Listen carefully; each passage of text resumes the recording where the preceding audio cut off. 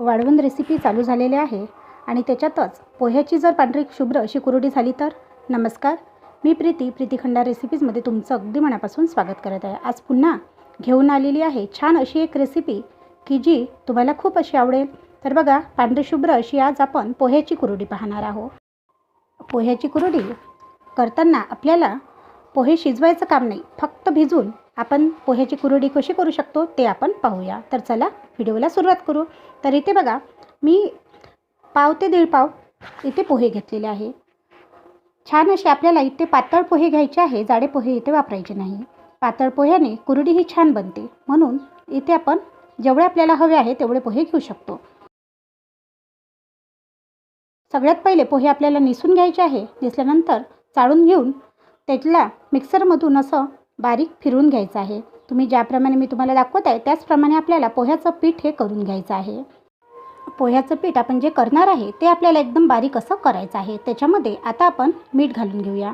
आपल्याला फक्त इथे पोह्यामध्ये मीठच घालायचं आहे, आणि की पोह्याचं जे पीठ आहे त्याच्यामध्ये फक्त मीठ घालून आपल्याला ते भिजवून घ्यायचं आहे. आता इथे थोडं थोडं पाणी घालून आपल्याला या पोह्याचा छान असा गोळा करून घ्यायचा आहे.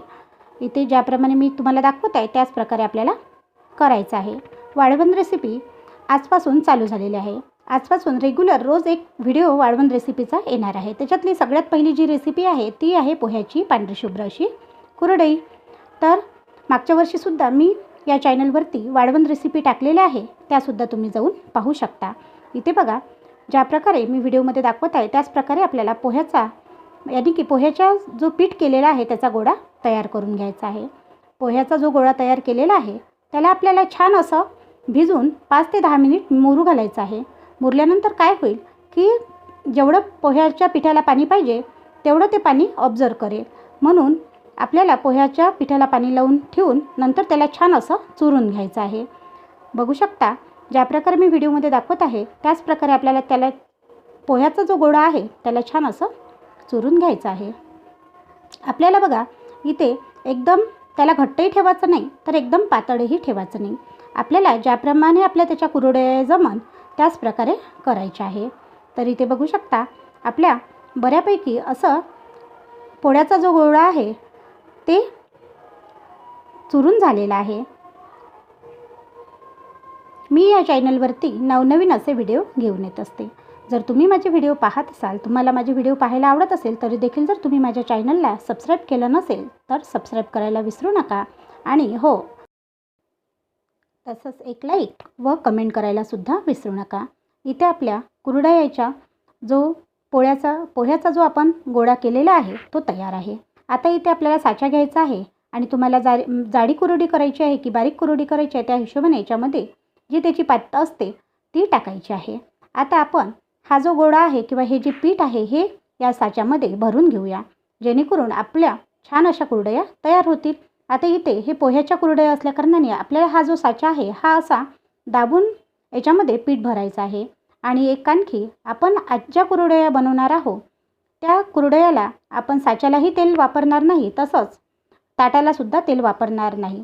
याने काय होईल की आपले जे वाळवणीचा पदार्थ आहे हा वर्षभर टिकेल. म्हणून कधीही जेव्हा तुम्ही वाळवणीचे पदार्थ कराल तेव्हा तेलाचा एकही थेंब न वापरता आपण तो बनवू शकतो. आता आपल्याला साच्याच्या कुरडया टाकून घ्यायच्या आहे. आता बघा, ह्या पोह्याच्या कुरडया असल्याकारणाने एकदम जशा आपल्या बाकीच्या याच्या ज्या कड्या पडतात तशा याच्या पडणार नाही, आणि आपल्याला व्यवस्थित अशा याला पाळून घ्यायच्या आहे, कारण की ही पोह्याची कुरडई आहे, चिकाची कुरडई नाही. ही गोष्ट तुम्ही लक्षात घ्या. आता आपल्याला पूर्ण कुरडया अशा टाकून घ्यायच्या आहे. वाळवणीचे पदार्थ आपण वेगवेगळ्या प्रकारचे करत असतो, पण त्याच्यामध्ये वेगवेगळ्या प्रकारच्या साच्यावरच्या कुरड्या करायला प्रत्येकच गृहिणीला आवडत असते. म्हणून त्याच्यातच एक पदार्थ म्हणजे पोह्याचा किंवा पोह्याच्या साच्याच्या कुरडया नक्की ट्राय करा. आणि इथे बघा, मी छान अशा साच्याच्या कुरड्या घालून घेत आहे. जर तुम्हाला बारीक याने जमत नसेल तर तुम्ही इथे जाड्या पातीने सुद्धा कुरडया टाकून घेऊ शकता. आता मी खालीच या कुरडया करून घेत आहे, आणि कुरडया करून झाल्यानंतर मी उन्हामध्ये याला 1 दिवस पूर्ण वाळून घेणार आहे. आता ऊन भरपूर असल्याकारणानं एका दिवसातच ही कुरडई छान अशी वाळून तयार होते. फक्त आपल्याला सकाळच्या वेळेस ह्या कुरडया टाकायच्या आहे. तसं आपल्याला डब्यात भरायच्या आधी 1 ते 2 दिवस प्रत्येकच जे वाळवण रेसिपी आहे त्याला ऊन ही द्यायचीच असते. आता इथे बघा छान आपल्या कुरडया बनून तयार आहे. आता याला दिवसभर आपण उन्हात वाळवून घेऊया. उन्हात वाळल्यानंतर तुम्ही कुरडया बघू शकता किती छान अशा पांढरशुभ्र झालेल्या आहे आणि त्याच्या कड्याही तुम्ही बघू शकता. आपल्याला कड्या टाकताना फक्त थोडी काळजी घ्यायची आहे. कुरडया छान अशा बनतात. नक्की ट्राय करा. आणि इथे बघा आपल्या छान अशा कुरडया वाळून तयार आहे. आता आपण याला तळूनसुद्धा पाहूया.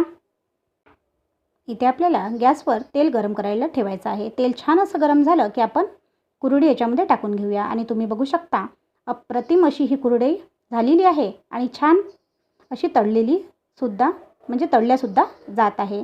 नक्की ट्राय करा. आणखी एक कुरडई तुम्हाला मी तळून दाखवते. खूप सुंदर आणि चवीला चविष्ट अशा ह्या कुरडया तयार होतात.